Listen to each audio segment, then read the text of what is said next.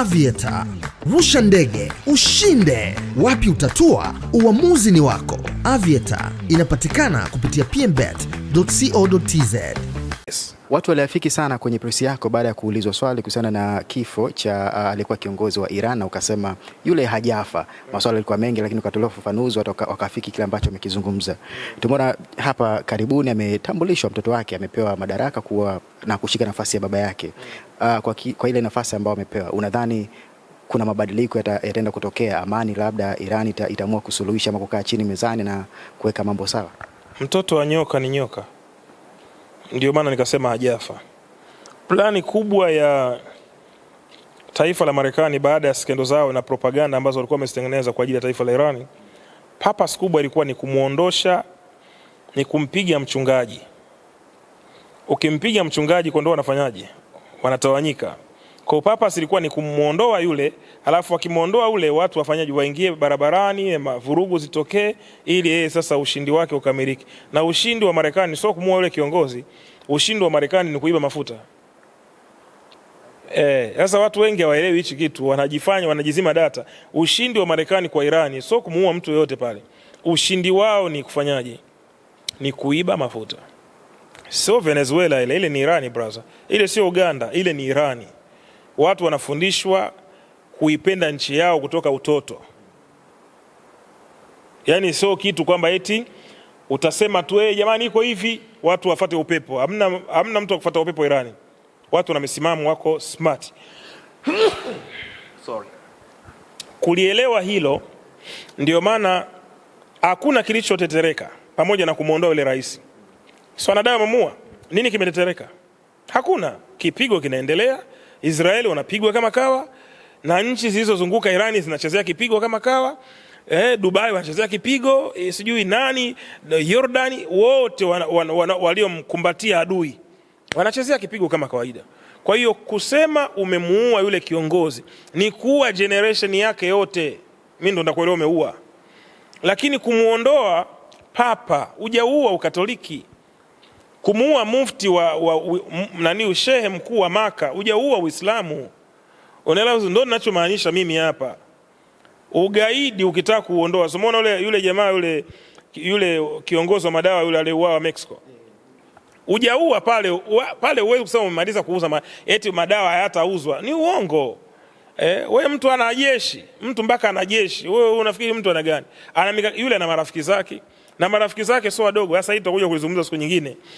Namna ambavyo dunia inatuzuga. Uwezo ukasema eti mnamtafuta miaka 50, miaka 20 mtu kama yule. Mtu ambaye ana uwezo kuongea mpaka na mkuu wa kituo cha polisi kikubwa, mtu anaongea na mkuu wa majeshi. Mtu anakutana mpaka na rais, alafu mnasema mnamtafutia wapi? Hizo ni propaganda za dunia. Hii dunia ni hatari kaka.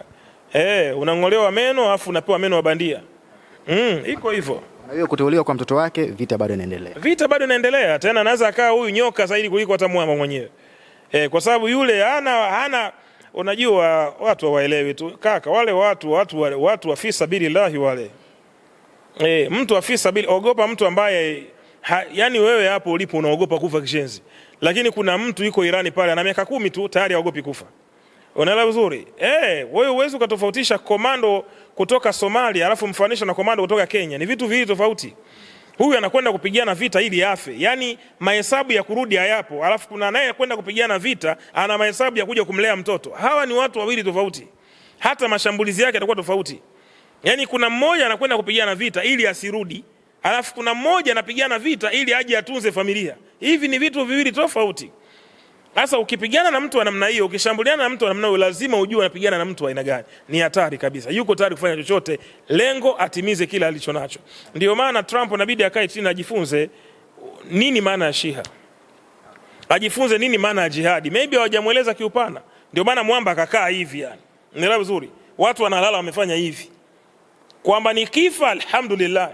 Mtu kapiga swala kabisa. Yaani analala. Yaani yule yani pale Irani watu wanalalaga hivi. Mikono hivi kwamba ni kifa shahidi. Ndio maana nikasema huyu mtu hajafa kwa sababu shahidi yafi. Yes. Trump kuwaita viongozi wa kidini ikulu pale na kuombewa, ile ilikuwa na tafsiri gani? Mbwe tu zile. Unajua dunia inaongozwa kwa mbwembwe hii. Kutaka kujionyesha kwamba ameshirikisha. Utakuwa uwaite kabla. Utakuwa uwaite kabla. Mbona unawaita sasa hivi? Na moja pia kupagawa. Vita vikali hivi mzee wamepigwa. Iran imeshambulia, Iran mpaka sasa hivi inaongoza. Wewe kulipuliwa kambi zako za jeshi zote mchezo mzee? Sio jambo la kawaida. Yani yale waliotegemea ni tofauti na kile wanachokipata. Au uwezo ukasema eti Iran imepigwa, Iran haijapigwa bado. Kuipiga Iran ifanye kuwa majivu pale ndio nakwambia umeipiga Iran. Lakini unasema umeipiga Iran wakati tuoneshe matukio yanayoendelea Israeli. Tuoneshe Israeli ikoje, tuoneshe Kivu ikoje. Mbona utuoneshe? Unasema wanajeshi 4 wamekufa, wengine unawazungusha kwa nyuma huko. Tuoneshe ukweli. Sasa Iran haifichi. Inakwambia waliokufa 42, 32 wanafunzi wamekufa. Video zilizoripuliwa zinaonesha hawafichi. Lakini kwa nini wao wanaficha? Kwa sababu ni aibu kwa taifa kubwa kama lile lilojitapa miaka nenda miaka rudi kwamba hakuna bomu litaingia, wana silaha za kuzuia, mashine zinatua Israeli pale. Watu mbio kwenye uvungu. Kwa hiyo tuendelee kuona nini ambacho kitakuwa baadaye. Nadhani suluhisho itakuwa ni nini kwa kumalizika kwa hivi vita? Hakuna suluhisho. Hii ni chuki ya milele. Jihadi haina mwisho. Jihadi haina mwisho kabisa. Maswali mawili ya kumalizia kabisa. Nimeona tuko kwenye mwezi mtukufu wa Ramadhani, lakini pia tupo kwenye Kwaresma, Wakristo, Waislamu wote tupo kwenye mfungo, lakini pia toba. Na kwa kipindi hiki nimekuwa nikisikia mashehe kadhaa wakisema kuwa kama hujaruhusiwa kukaa na mke wako, mpenzi wako, girlfriend wako na vitu kama hivyo. Tunajifunza kupitia mastaa kwa sababu tunasema ni vioo vya jamii. Tumemwona Harmonize na Kajala, wengi wanawasema sana, mwenyewe pia naona bado anajisifia anampenda mke wake, mpenzi wake na vitu kama hivyo. Wao kukaa vile ni sawa kwa upande wa Kikristo labda? Hasa wao wanajuaje kama Harmonize amemoa kimya kimya? Unajua vitu vingine tunapenda kuingilia maisha ya watu bila kuyajua kiundani. Harmonize anaweza akamuita shehe, si ndio? Ikapigwa dua pale, watu wakafunga ndoa kimya kimya. Kwa nini mpaka waitwe watu au wavae mashela? Tusihukumu watu, tusiingilie sana maisha ya watu kwa sababu hatuwezi kujua kiundani kilivyo. Hawa watu tuende nao taratibu, mtu hawezi kubadilika siku moja. Hawa wasanii wetu hao tusipende kuwahukumu sana, tunawapoteza zaidi. Unaelewa vizuri? Unajua worship ni system. Yaani kumwabudu Mungu ni mfumo wa system unaotakiwa kuingia kwa mtu mpaka sijui nikwambieje. Yaani kuna kitu inaitwa tariku swala. Tariku swala ni mtu ambaye yani yeye anaga muda na swala. Unajua kwa nini sasa hivi watu wanakwenda msikiti? Ramadhani ni wakati wa kuwahusia watu kwa upendo, kuwafundisha mfumo wa kufanyaje, wa kuwa mtu mtakatifu. Unaelewa vizuri? Sasa hivi unamfundisha mtu kusoma Qur'ani, atasoma. Swali swala 5 ataswali, si ndio? Usitukane. Sasa hivi mimi sasa hivi situkane kwenye Instagram. Nasubiria mfungo uishe, matusi yaendelee. Lakini viongozi wa dini wanatakiwa kuwafundisha watu kwamba hata mfungo ukiisha utaki kutukana. Uwezi kuwafundisha watu kuwa watakatifu mwezi mmoja. Wafundishe watu wawe watakatifu maisha yao yote. Unaelewa vizuri? Kwa hiyo lazima tufike hatua tuwabebe hao wasanii. Tusikimbilie tu kuwahukumu hawafai. Twende nao taratibu. Leo hawafai, kesho watafaa. Sasa Harmonize akiona mnamtukana tu mnamshambulia. Sasa mbona unanitukana? Unaelewa vizuri? Kwa lakini kuna lugha ya kuongea naye vizuri. Unaelewa vizuri? Sheikh vipi, ndoa tayari bwana? Muoe bwana dada yetu Kajala bwana. Wewe unampenda wewe mwanamke bwana. Na of course Kajala na appearance nzuri bwana. Unaona toto. Mkimpa moyo vile Harmonize anakata shauri bwana naye liwalo na liwe, si ndio? Lakini sasa mwisho wa siku nyinyi mnakuwa mnawahukumu tu hafai.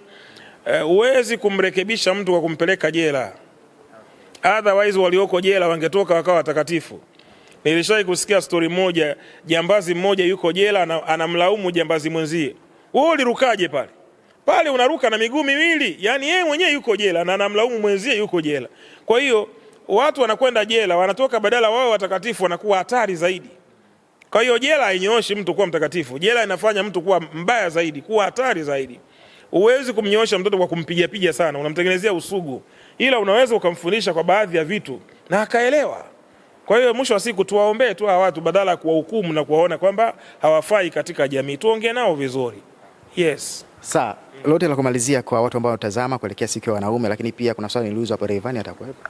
Rayvanny atakuwepo. Ameniambia yeye mwenyewe. Rayvanny atakuwepo. Aliniambia kwenye Instagram kwamba tulichati nini, akaniambia kama ndakuwa ratiba zangu asijabana nitakuja.